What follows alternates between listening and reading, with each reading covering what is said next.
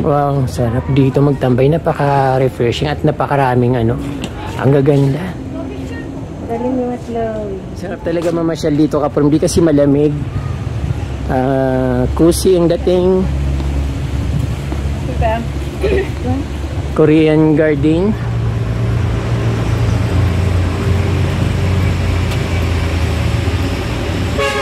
Magandang umaga po. Ayun, kilala pala ko dito, ka-from Diraw, narinig ko. Magandang umaga sa inyo mga ka-from D at welcome back sa Certified From D channel. Ngayon po ay nandito po ako sa Botanical Garden dahil ipinasyal po ako ng aking kaibigan bago ako umuwi ulit ng Bicol. So, ayun, gusto kong ipakita sa inyo yung mga halaman dito na nagagandahan. Ito nga nakikita nyo sa aking likuran, ang dami-daming bulaklak at siyempre kakapasok ko lang at siyempre nauna na sila dun sa sa mamasyal. Sabi ko mag-ano lang ako dito, magpapasyal-pasyal muna at siyempre gusto kong ipakita sa inyo yung mga magagandang halaman dito. But before anything else mga ka-From D, ini-invite ko po kayo na mag-subscribe, lalong-lalo na sa mga bagong viewers at sa mga old viewers na hindi pa nakaka-subscribe, mag-subscribe na po kayo para dumami po tayo at syempre libre naman po yan. Just touch the subscribe and of course the notification bell para updated po kayo sa aking mga bagong post na videos. Mahalaga po sa amin ang mga subscriber bilang YouTuber. Siyempre small YouTuber pa lang tayo ka-From D, kaya kailangan lumaki po tayo. So ayan ka-From D, ipapasyal ko po kayo dito at siyempre ayan, gusto ko kasama ko kayo. Let's go!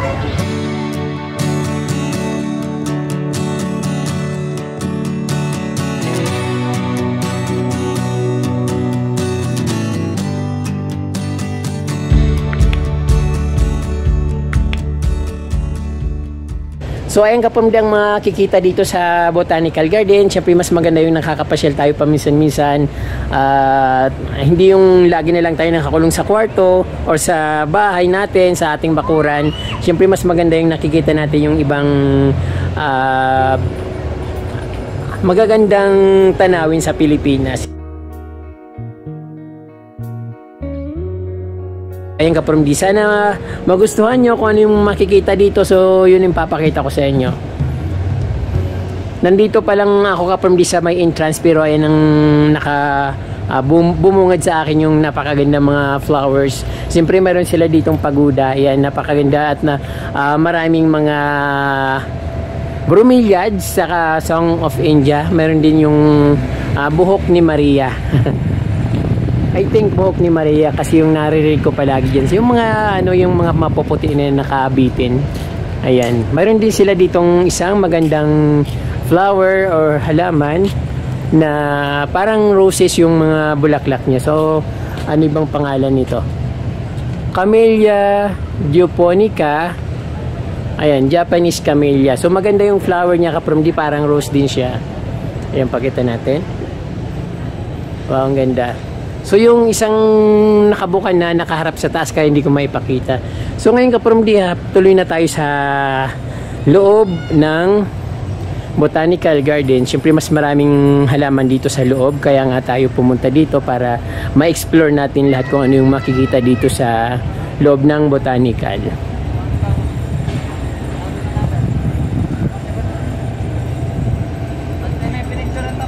Maraming mga plants dito ka-From D na hindi ko naman alam yung pangalan, pero gusto ko ipakita pa rin sa inyo kasi ayun, yun ang makikita dito at maganda yung may nakikita tayong mga kakaibang halaman at ano rin natin sa ating garden, matanim din natin sa ating garden kung anong klase mga halaman yan.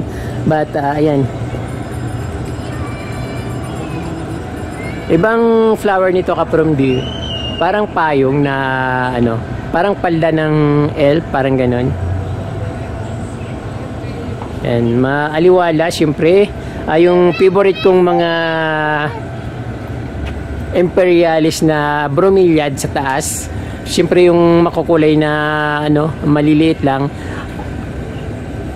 But nakakaano yung imperialis sa taas sa ka-From D, yung mas malaki, marami siyang branch.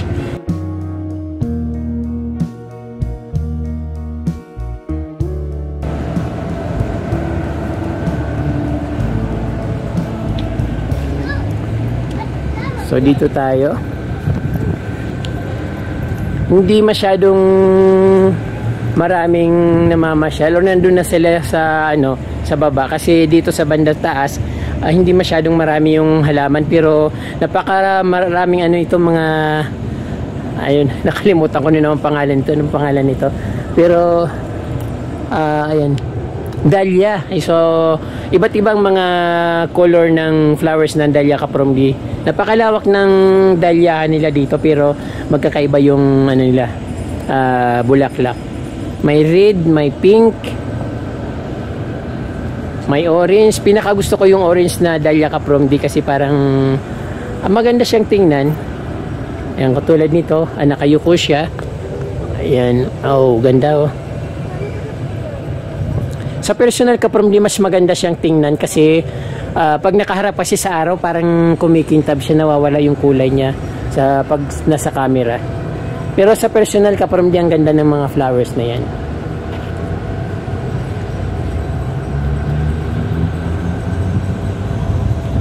Dito na naman yung maraming yung art na maraming bromeliads, punong-puno ng bromeliads. Yung iba siguro niyang Kapromdi ay native, yung iba naman ay imported. So, ayan. Wishing well. May mga bromeliads din siya. At iba't ibang klaseng halaman na nakapaligid sa kanya.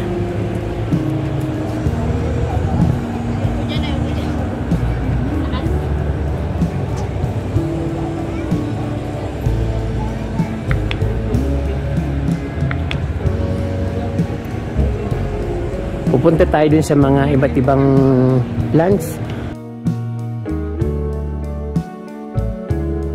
So dito Kapromdi, parang ganda dito Maraming orchids.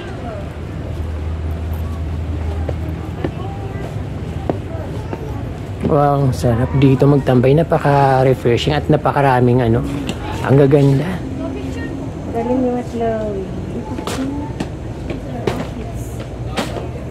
Calathea. Ayan.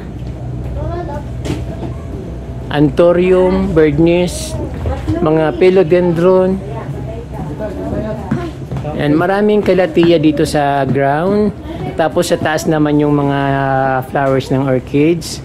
Ayan, napakaganda dito Kapromdi kasi malamig na, very nature pa yung accent niya.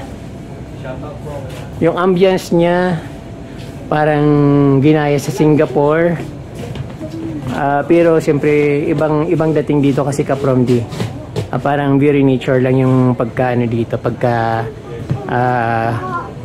landscape ng kanilang halaman. So pataas yan mga Kapromdi, mga philodendron, may mga rare, may mga ayan, iba't ibang klaseng philodendron. Shout out. Ano name nyo, kuya? Joner po. Ano? Joner. Joner.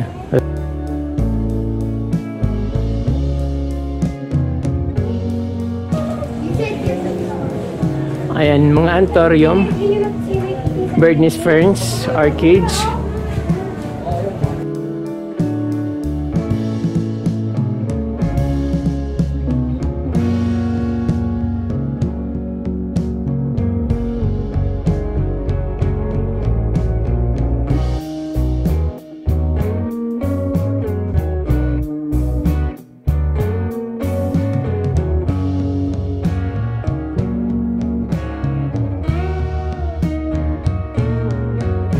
Sarap talaga mamasyal dito Kapromdi kasi malamig. Cozy ang dating. Korean garden.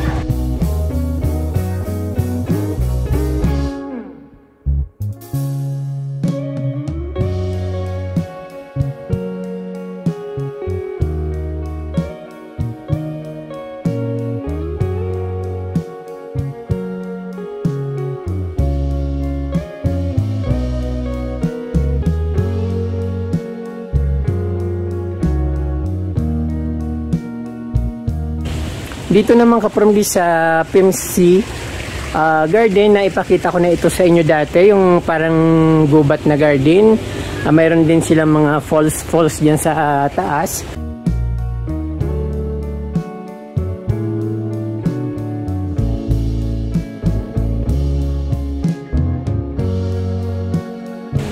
So ayun yung gubat dito. May mga peace lily na rare. Ibang klaseng peace lily yung nandito. Malalaki yung dahon nila. Then itong mga ano na ito, kapromdi, familiar ito sa akin, pero hindi ko naman alam kung anong plant ito, kasi sa amin sa bukid sa Camarines Sur, maraming plant na ganito sa mga gubat. So ano bang pangalan yan? Iba kasi yung nakapangalan dito. May mga philodendron, iba't ibang klaseng plants. So nandito naman yung mga ano niyang kapromdi, mga name ng ano, pangalan, Alstonia scularis. Ito yung plant na yun, Alstonia scularis. Then ayan, pataas doon, maraming ano yun dyan, maraming plants sa iba't ibang klaseng or iba't ibang varieties. Ayan. Mga moose. Anong plants ito? Moose. Nadaanan ko na yung pangalan. But ito kapromdi, nagtanim din ako nito dun sa sa garden ko, nag-try ako. Hindi siya sensitive, madali siyang buhayin kasi marami ito sa tabing ilog. Marami sa tabing ilog na nakikitang ganyan. Yan, iba't ibang varieties ng plant. Iba yung nandun eh. Ito naman yung Medinelia. Medinelia nga ba ito? Anong pangalan nito? Medinelia ito kapromdi. Ayun. Astronia ferruginea, pero or classification, order Martiles, family Melastomatici, genus Astronia noronha.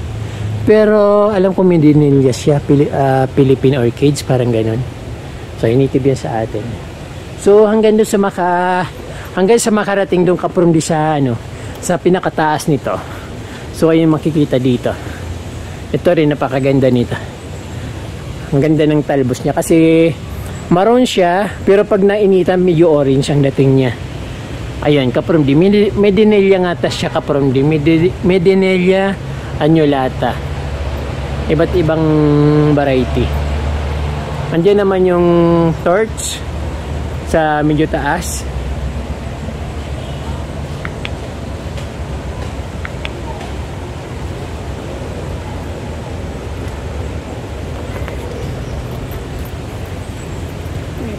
Hello po, bago lang po kayo dito? Dito ako nakatira. Dito kayo nakatira. Saan po yung bahay niyo? Dito sa bundok. So dito kapromdi yung maraming Medinelia, iba't ibang flowers nila. Ayun, may flowers na ayun, kulay pink. Ang ganda. Nung first time kong pumunta dito, nakapasok dito sa PMC Garden na ito, PMC Garden, wala pa mga flowers yan, kasi bagong-bago lang itong gawa. So ngayon medyo talagang malago na yung mga plants dito. Yung mga Medinelia plants, maraming flowers. Ayan, no. So hindi na ako pupunta doon sa sa kabila kasi same lang din naman yung nakikita doon. Pero ayun, yung mga halaman pwede naman kasi pababa, doon nila ako dadaan sa baba. So ayun, para mas makita natin lahat. Ang ganda ng mga halaman.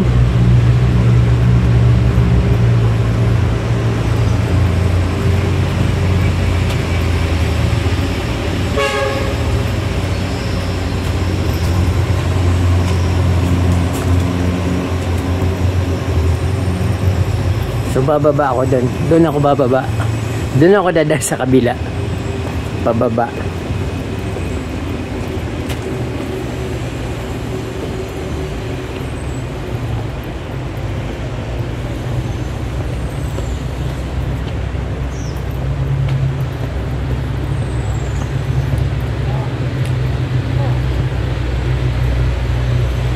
Yun, daming magaganda dito. Ayun na.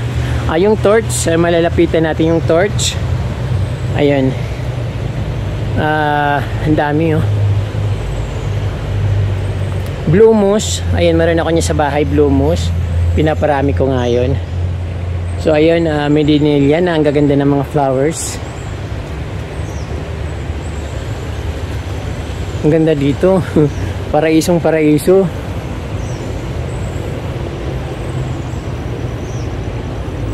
May water. Umaapaw yung tubig.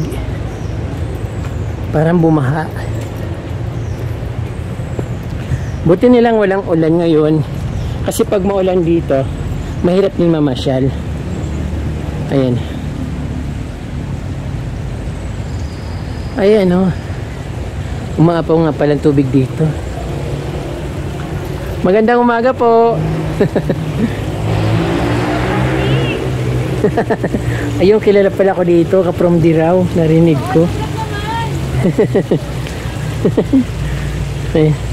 May tubig.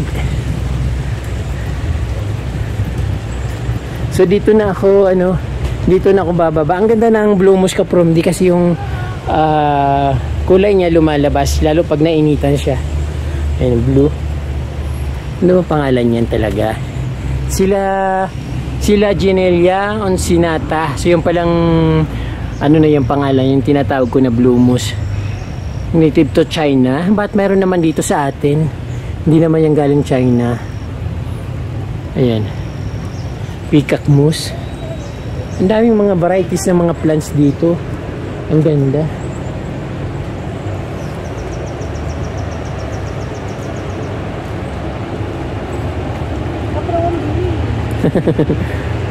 Ay mga Japanese na namamasyal dito. Dito, Tidoris.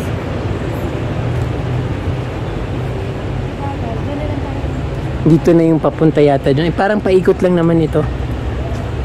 Galing sa Korean Garden.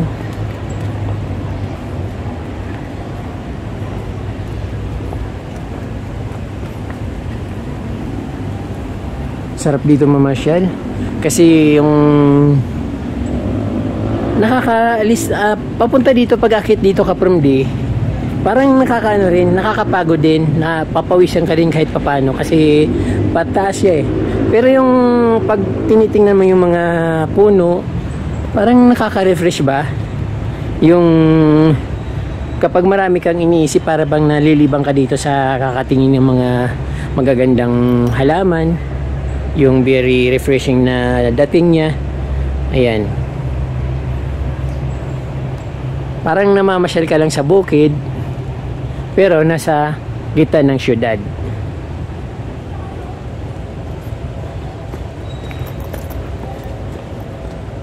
Ayan, ang daming Blue Moose.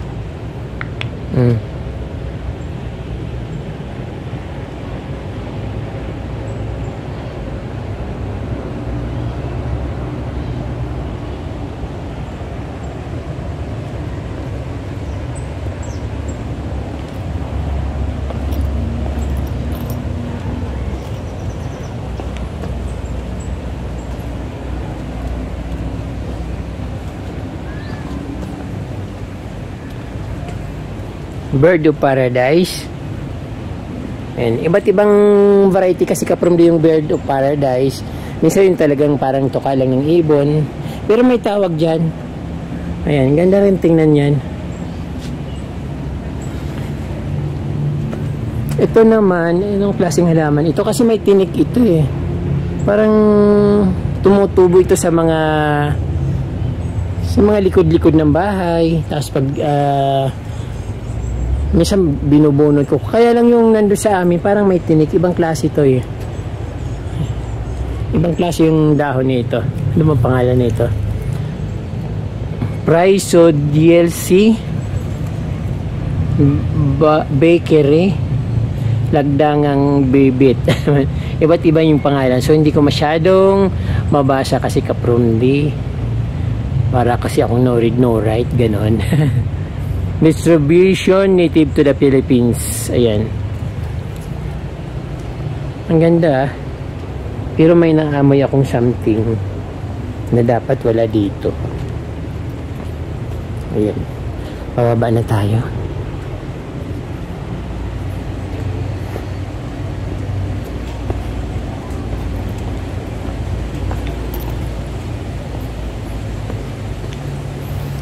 Marami pala akong magiging makukuhang halaman kapag pumunta ko sa bukid namin. Kasi katulad nito, maraming to sa amin. Ganda ng flowers niya, pulang-pula. Oh. Parang masarap kainin.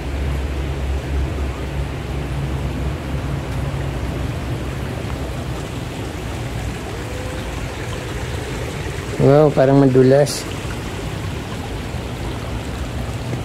May tubig.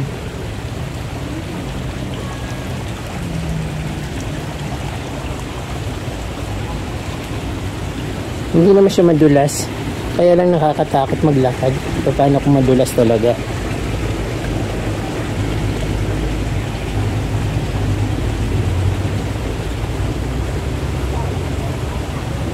Ayan, umaapaw kasi yung ilog.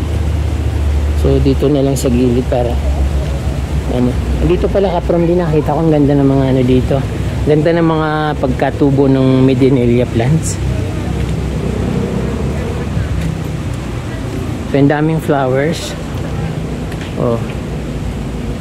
Ang lalaki ng mga dahon, parang cardboard yung dating niya.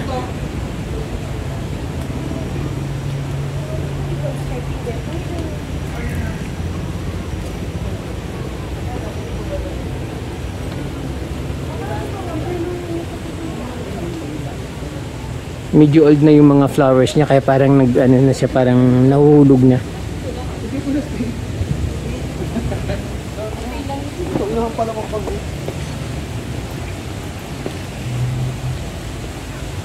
Bakit umapaw yung tubig?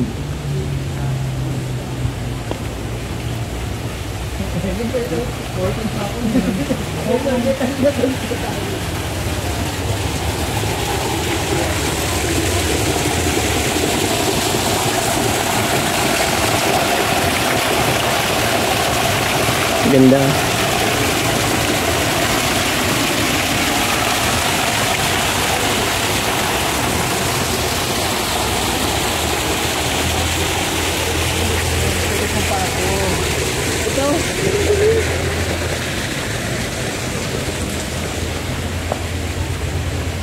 Dito ako na po.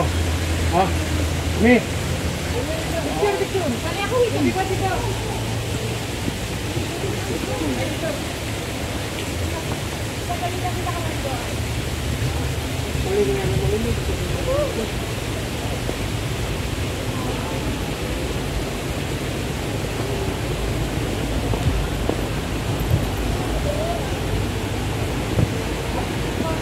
Ang lago ng mga halaman.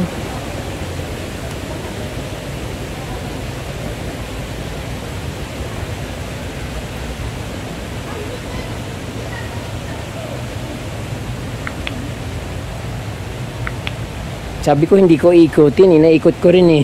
Hindi kasi ako makatis na hindi ko osyusuhin lahat kung ano yung mga halaman dito.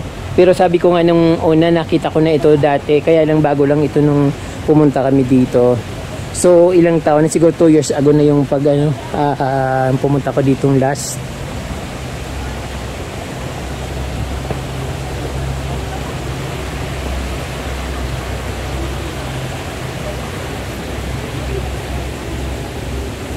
Slippery Winwit. So diyan naman yung alam ko diyan yung may kuweba sa doon sa papunta doon na pasok ko na yung dati.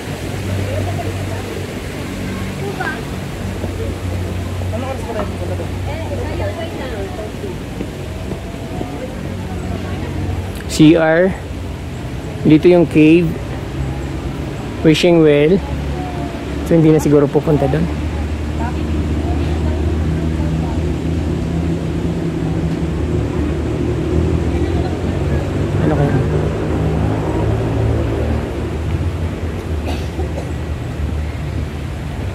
Japanese tunnel.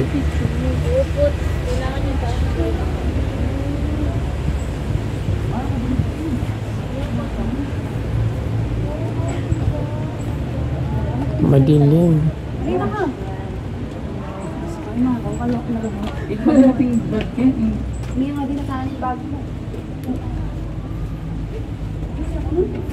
Madilim ka pero hindi. Parang dati nung pumunta kami dito, last pandemic, mayroon ditong ilaw pero ngayon parang sobrang dilim. Kailangan may dala kang flashlight para ma-explore mo yung loob. But anyway, nakapunta na ako dati dito noon.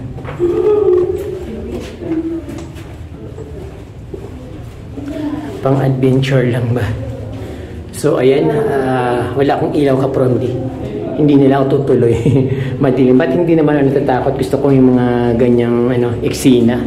Dapat